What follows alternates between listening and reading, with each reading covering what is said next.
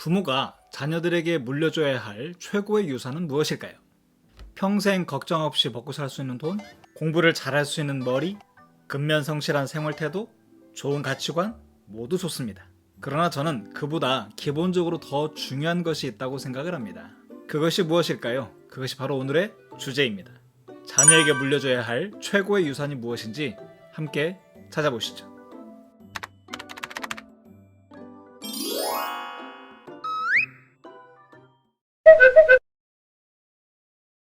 소위 오늘날을 접속의 시대라고 일컫습니다. 접속. 무슨 뜻일까요? 접속은 멀리 있는 자와의 연결을 일컫는 말입니다. 그럼 우리는 오늘날 무엇을 가지고 접속을 시도하고 있죠? 네, 바로 스마트폰입니다. 이 스마트폰 이전에는 무엇을 통해서 접속을 했을까요? 네, 인터넷도 있고요. 또 전화, 삐삐, 편지, 파발, 봉화, 마차에 이르기까지 어쨌든 우리는 물리적 거리를 극복하고 서로 간 연결되기 위해서 여러한 수단들을 발전시켜 왔습니다. 그 결과 오늘날 우리는 이 스마트폰이라고 하는 작은 화면 속에서 무궁무진한 것들을 경험을 하고 있습니다. 앉은 자리에서 천리 만리 이상의 물리적 거리를 극복할 수 있는 신속 정확한 소통의 시대가 되었고요. 굳이 멀리 가지 않아도 앉은 자리에서 너무나 재밌고 즐거운 것들을 구경할 수 있는 세상이 되었습니다. 한 지인의 안부가 궁금하다면 문자 메시지 한번 보내보면 상대의 상태를 금방 확인할 수가 있고요. 그 외에도 이것을 통해서 우리가 누리는 복은 이루 말할 수가 없을 것입니다. 그만큼 편리하고 좋은 시대를 살아가고 있는 것은 분명합니다. 그런데 좋은 것이 있으면 아쉬운 점이 있는 법. 접속의 시대를 살면서 우리는 멀리 있는 자와는 소통을 하고 있지만 정작 내 가까이에 있는 누군가와는 소원해지는 그런 경험을 하곤 합니다. 화면 속 세상은 재밌지만 현실의 세상은 외롭고 심심합니다. 그럴수록 우리는 이 화면 속 세상으로 몰입 혹은 과몰입하게 되지요. 부모님들이 요즘 자녀들을 보면서 하나같이 하는 고민들이 있습니다. 인터넷, 게임, 스마트폰에 집중하면서 지나치게 몰입하고 있는 당신 자녀들의 모습이지요. 그래서 제가 오늘 드리고 싶은 이야기는 바로 이것입니다. 접속의 시대를 내려놓고 접촉의 시대로 다시금 회복되기를 바라는 것입니다.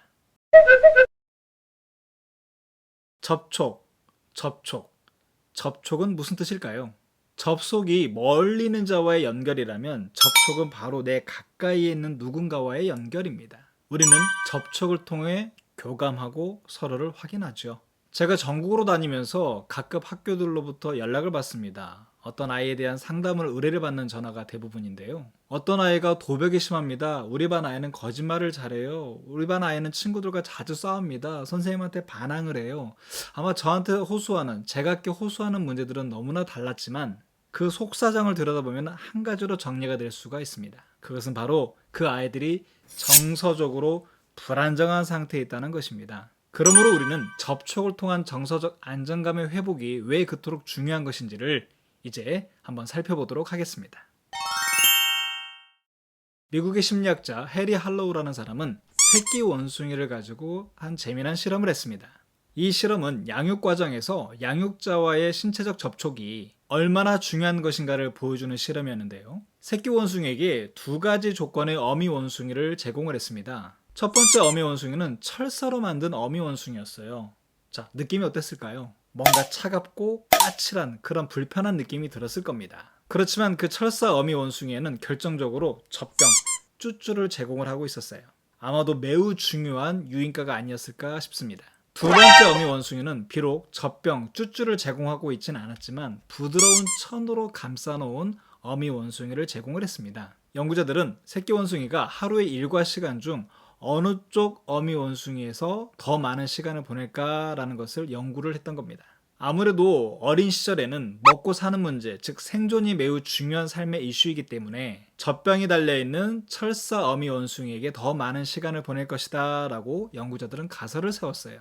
그런데 실험 결과는 어땠을까요? 네, 부드러운 천으로 감싸놓은 어미 원숭이에 훨씬 더 많은 시간을 보낸다는 것을 확인했던 겁니다. 자, 그러다가 배고파지면 어떻게 했을까요? 네, 자, 철사 쪽 어미 원숭이를 가서 젖병을 쭉쭉쭉 빨고 먹이를 먹고 나면 다시 이쪽에 와서 폭 안기는 모습들, 그러기를 반복하는 모습을 목격을 한 거예요. 심지어 어떤 녀석은 몸은 여기 있고 입만 그쪽에다가 들이대면서 쭉쭉쭉 빠는 이런 일들을 경험을 했던 겁니다.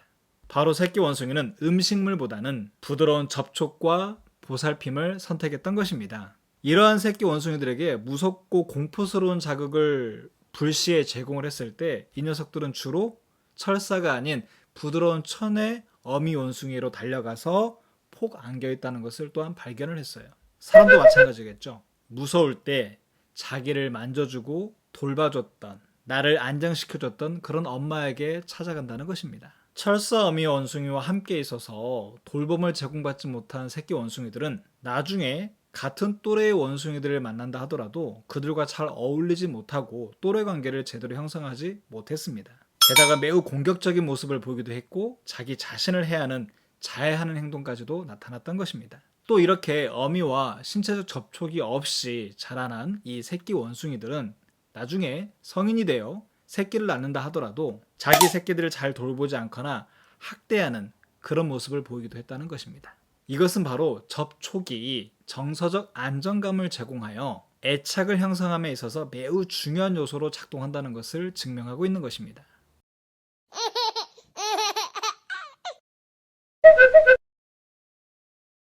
과거엔 아기의 배고픈 욕구만 잘 채워주고 그저 위생적으로 깨끗하게만 해주면 아기가 알아서 저 혼자 알아서 잘 생존하겠지, 잘 성장하겠지라고 잘못 생각했던 그런 시절들이 있었습니다. 그런데 나중에 보니 그런 환경에서 자랐던 아이들이 정상적인 발육을 하지 못하는 걸 알게 된 거예요. 이 실험을 통해 애착 형성은 먹이가 아니라 사랑과 위안, 안정감이 더 크게 영향을 미친다는 것을 알 수 있게 됩니다.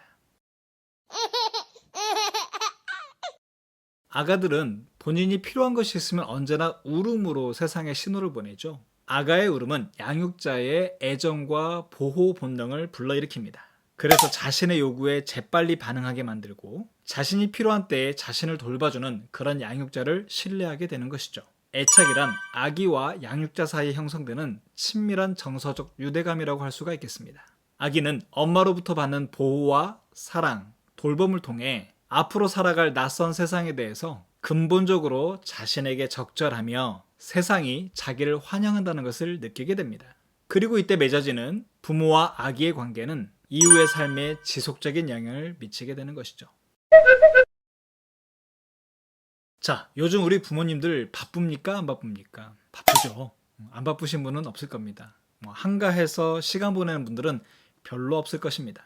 자, 그런데 무엇 때문에 바쁘죠? 네, 일하느라, 돈 버느라, 또 먹고 살기 위해서, 즉 생존하기 위해서 바쁩니다.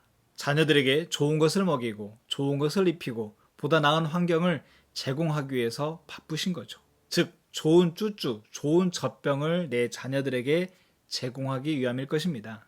그러면서 우리 부모님들은 내 자녀들에게 부모로서 역할을 잘하고 있다라고 착각하게 되는 것 같습니다. 다소 억울하게 들릴진 모르겠으나 자녀들의 입장에서 본다면 부모님들의 그 정도의 노력과 행동은 그저 당연한 것입니다. 그것은 기본이고 그보다 더 나은, 더 깊은 부모와의 정서적 유대를 느끼고 싶어 한다는 것이죠. 그런데 자녀들이 성장하는 과정에서 부모와 교감하고 그들과 함께 정서적 유대감을 형성해야 되는 그런 시점에 부모들이 바쁘다는 이유로 그 시간, 그 공간을 함께 해주지 못할 때 아이들은 외로워지고 심심해집니다. 부모님들은 왜 그럴까요? 한마디 하시죠. 바빠서. 자, 그래서 우리가 이 실험에서 얻을 수 있는 교훈을 살펴본다면 첫째, 부모와 자녀의 관계에 있어서는 먹여주는 등 단순한 보상 이상의 따뜻한 접촉이 필요하다는 것입니다. 둘째는요, 자녀들이 부모와 따뜻한 접촉을, 부드러운 접촉을 하지 못하게 되면 나중에 어른이 되어서도 그 자녀들에게 따뜻한 접촉을 시도하지 못하게 되고 여러 가지의 심적인 문제를 겪을 수 있다는 것입니다. 셋째, 이 접촉 결핍의 대물림을 반복하고 싶지 않다면 지금 내 자녀들과 따뜻한 접촉을 더 자주 해야 한다는 것이죠. 자, 정리하건대 아이들에게 있어서 부모와 함께 나누었던 즐거운 추억과 따뜻한 접촉의 기억만큼 좋은 선물은 없다고 생각을 합니다. 그런 좋은 선물을 자녀들에게 주기 위해서는 부모가 먼저 자녀들을 좋아하고 사랑하는 마음을 적극적으로 표현해야 하는 그런 연습을 먼저 하셔야 합니다. 따뜻한 접촉 경험이 결핍되면 자연스러운 접촉도 어렵습니다. 이것이 바로 상호성의 위력입니다. 아이들의 머릿속에 부모님이 손을 잡아주고 무릎에 앉혀주고 씻겨주기도 하고 따뜻하게 안아주는 그런 기억들이 생생하다면 부모님과 이렇게 즐거운 시간을 보냈었는데 라는 것을 기억하고 추억하면서 부모님의 사랑을 더 잘 떠올릴지도 모르겠습니다. 네, 훗날 나의 아이들이, 나의 자녀들이 나를 떠올리면서 따뜻하고 행복한 추억으로 기억할 만한 일이 있다면 무엇이 있을까요? 그거 한번 생각해 보시죠. 더불어서 오늘 지금 바로 이 자리에서 해줄 수 있는 부드럽고 따뜻한 접촉이 있다면 무엇이 있을까? 그걸 한번 생각해 보시고 내 아이들이 보인다면 바로 실천해 보셨으면 좋겠습니다. 네, 오늘 영상은 여기까지입니다. 오늘 내용이 유익하셨다면 좋아요와 구독 꾹 눌러주시길 부탁드리겠습니다. 여러분들의 행복을 기원합니다. 감사합니다.